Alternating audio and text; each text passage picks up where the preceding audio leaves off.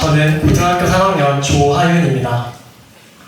설교를 시작하기에 앞서 고3이 되어 대학교를 알아보면서 알게 된 한 가지를 여러분과 나누고 싶습니다.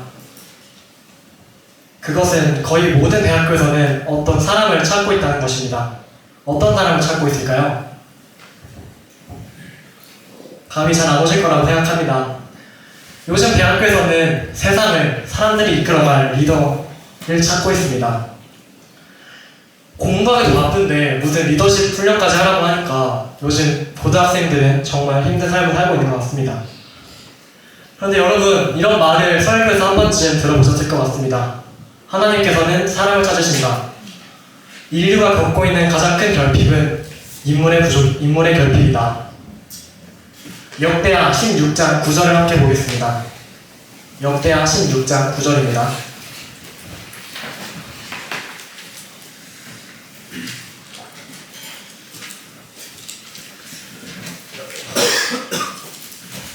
여호와의 눈은 온 땅을 두루 감찰하사 전심으로 자기에게 향하는 자들을 위하여 능력을 베푸시나니.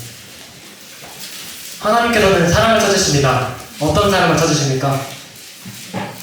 전심으로, 온 마음으로 하나님을 생각하는 그런 사람을 찾으십니다. 또한 그 사람에게 능력을 베푸신다고 약속하셨습니다. 이런 사람이 어디에 있습니까? 요셉, 아브라함, 모세 뿐만 아니라 많은 모본이 성경에 있다고 생각합니다만, 저희는 오늘 그 중에서도 다윗을 한번 살펴보려고 합니다. 본론으로 들어가기 전에 사도행전 13장 22절을 보겠습니다. 사도행전 13장 22절입니다.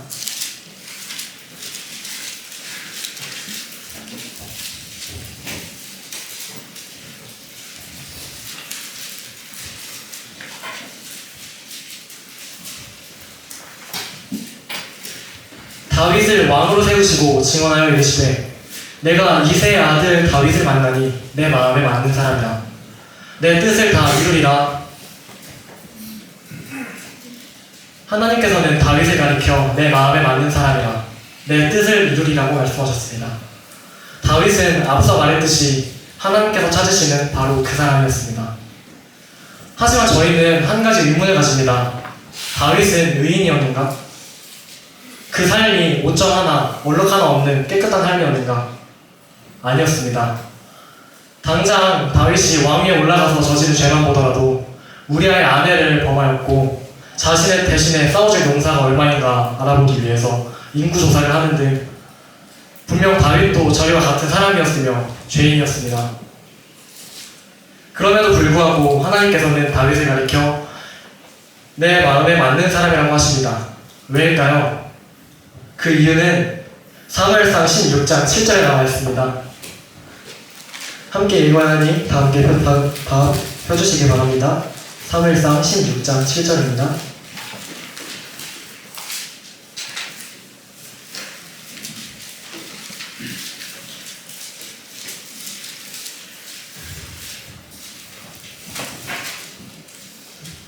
사무엘상 16장 7절입니다.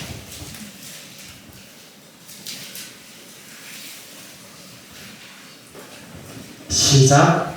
여호와께서 사무엘에게 이르시되 그의 용모와 키를 보지 말라. 내가 이미 그를 버렸노라. 내가 보는 것은 사람과 같지 아니하니 사람은 외모를 보거니와 나 여호와는 중심을 보느니라 하시더라. 하나님께서는 무엇을 보신다고 하셨습니까? 네, 중심입니다. 다윗이 비록 죄 없는 삶은 아니었지만 그럼에도 하나님께서 내 마음에 맞는 사람이라, 하나님의 사람이라 하신 이유는 그 중심이 바로 서 있는 사람이었기 때문입니다. 그렇다면 이 하나님께서 말씀하시는 중심이란 무엇일까요? 보통 마음과 비슷하게 해석되곤 하는데 이 단어는 히브리어로 레브 혹은 레바라고 하는 단어인데요. 이 단어를 우리말로 옮기면 동기라는 말과 유사하게 볼 수 있습니다.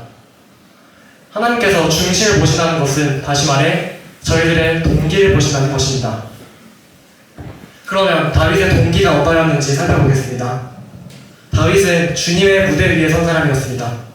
사무엘상 16장에서 하나님께서는 사울 다음으로 왕이 될 사람을 정하기 위해 사무엘을 라마로 보내십니다. 이 사무엘을 베들레헴 곧 다윗의 아버지 이새의 집으로 보내시는데, 저희가 이 대목에서 주목해야 할 점이 한 가지 있습니다. 그것은 당시 사무엘의 영향력과 권위가 매우 막대한 사람이었다는 점입니다. 사무엘은 당시 초대 왕인 사울을 왕으로 세운 사람이자 또 사사시대를 이끈 위대한 지도자였습니다. 그런 사무엘이 베들레헴으로 간다는 것은 이새와 그 가족들이 정말 긴장할 법한 일이었다고 생각합니다. 그런 가운데 사무엘은 하나님께서 명하신 대로 제사를 드리러 왔다 하고 이새와 그의 아들들을 제사에 청합니다. 이새와 아들들이 마침내 제사에 도착했습니다. 이때 이새 아들들은 어떤 마음으로 왔을까요? 어쩌면 사무엘 선지자님의 눈에 띄는 건 일생일대의 기회야. 이번에 눈도장을 찍어 놓는다면 분명 좋은 자리에 올라갈 수 있을 거야. 이런 생각을 하며 왔을지 모르겠습니다. 그러던 중 첫째 아들 엘리압이 사무엘의 앞에 왔습니다. 이 엘리압은 왕의 기준에 딱 알맞는 사람이었습니다. 왜냐하면 그는 체격도 좋고 키도 컸기 때문입니다. 또한 용모가 아름다웠다고 하니 어쩌면 잘생기기까지 했을지 모르겠습니다. 지금이야 키가 크면 그저 멋있다 정도지만 당시에는 매우 중요한 요소였습니다. 왜냐하면 당시 왕은 지금의 대통령처럼 뒤에서 명령만 하는 존재가 아니라 앞에서 군인들을 이끌고 함께 싸우는 장군이었기 때문입니다. 그렇기에 키가 크다는 것은 적군을 제압할 수 있을 뿐만 아니라 사람의 키에 따라 사용할 수 있는 칼의 크기가 달라지기 때문에 그만큼 더 큰 검을 사용할 수 있었고, 이는 전쟁에서 매우 유리했습니다. 하지만 하나님께서는 그런 엘리압을 선택하지 않으셨습니다. 이런 인재를 선택하지 않으시다니 하나님께서는 무슨 이유로 그러셨을까요? 바로 그의 중심이, 동기가 온전치 못했기 때문입니다. 저와 여러분들에게 한 가지 질문을 하고 싶습니다. 저희들은 왜 애쓰고 노력할까요? 저희는 왜 대학에 가고 싶어 합니까? 저희들은 왜 돈을 벌고 싶어 합니까? 내가 이렇게 열심히 노력해서 좋은 대학에 가면, 많은 돈을 벌면 더 빛나는 자리에서 더 크게 하나님을 섬길 수 있을지도 몰라. 내가 그렇게 하나님을 섬길 거야. 하지만 그것이 정말 온전히 하나님만을 바라보는 동기입니까? 그렇다면 정말 바람직합니다. 그러나 그렇지 않다면 저희는 저희들의 시선을 다시 주님께로 돌려야 할 것 같습니다. 하나님이 원하시는 동기는 언젠가 오를 빛나는 무대에서 주님을 섬기는 것이 아닙니다. 오늘 나에게 주어진 무대에서 섬기는 것입니다. 내게 주어진 무대가 힘들고 초라해서 그 누구도 알아주지 않을지라도 지금 여기서 하나님께서 원하시는 세상을 만드는 것입니다. 저희 모두 이런 중심을 소유한 사람들이 되기를 바랍니다. 아멘. 오직 하나님만 바라보고 사는 삶, 하나님만을 위하여 사는 그런 중심을 어떻게 소유할 수 있을까요? 동기라고 하는 것은 자연스럽게 일어나는 마음의 소원인데 대체 어떻게 저희가 그런 동기를 가질 수 있을까요? 출애굽기 33장을 보겠습니다.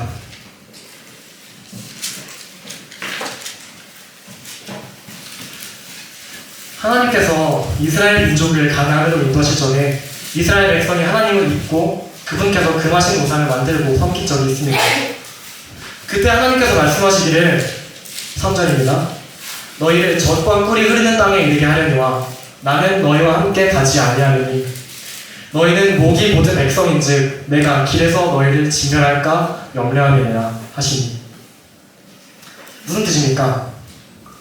너희가 갖고 싶은 건 다 줄게. 원하는 대학 보내주고 돈도 원하는 만큼 주고 너희가 원하는 사람이랑 결혼시켜줄게. 다 줄게. 그런데 딱 한 가지, 그 인생에는 내가 들어갈 자리가 없다. 너만 그것들을 다 누리는구나. 그러자 모세는 이렇게 대답합니다. 15절입니다. 모세가 여호와께 아뢰되 주께서 친히 가지 아니하시려거든 우리를 이곳에서 올려보내지 마옵소서. 제가 가질 수 있는 모든 것이 있더라도 그곳에 주님께서 함께하지 아니하시면 저는 가지 않겠습니다. 이 고백은 제 동기는 제가 원하는 것은 오직 주님뿐입니다 라고 고백하는 것입니다. 이 하나님께서는 또한 모세는 18절에서 이어서 말하기를 주의 영광을 내게 보이소서라고 말합니다. 그러자 하나님께서 대답하십니다. 내 모든 선한 것 곧 내 얼굴을 보일 수 없다고 말씀하십니다. 그 얼굴을 본 사람은 모두 죽기 때문입니다. 모세는 하나님의 얼굴을 보기 원했던 것입니다. 저희들이 모세처럼 또 다윗처럼 그 중심을 바로 세우기 원한다면 저희도 하나님의 얼굴을 보아야 합니다. 다시 말해 하나님과 교제하는 시간을 통해 하나님을 좋아할 수 있게 되고 또 바른 동기를 세울 수 있는 것입니다. 하지만 여기 계신 분들 중 또 저를 포함하여 나는 다윗처럼 될 수 없어. 나는 지은 죄도 너무 많고 너무 오랫동안 이렇게 살아서 어떻게 돌아가야 할지도 모르겠어. 이렇게 생각하시는 분들이 있을지 모르겠습니다.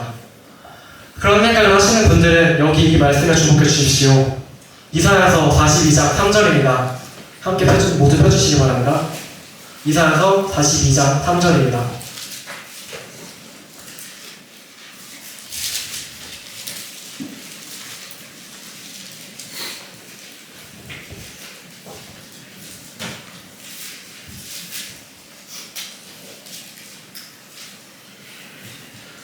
자, 함께 읽겠습니다. 시작. 상한 갈대를 꺾지 아니하며 꺼져가는 등불을 끄지 아니하고 진실로 정의를 실행할 것이며. 하나님께서는 저희가 죄인이라고 결코 버리지 아니하십니다. 저희가 하나님을 포기했다고 하더라도 하나님께서는 저희들을 포기하지 않으십니다. 저희들이 언약함을 이해하시고 상한 갈대를 꺾지 아니하시며 꺼져가는 등불을 결코 끄지 아니하시는 하나님을 기억하시기 바랍니다. 그런 하나님의 선하심을 기억하시기 바랍니다. 그러므로 저희 모두 바른 동기를 가지고 하나님을 섬길 수 있는 저희 모두가 되었으면 좋겠습니다. 설교 마치겠습니다.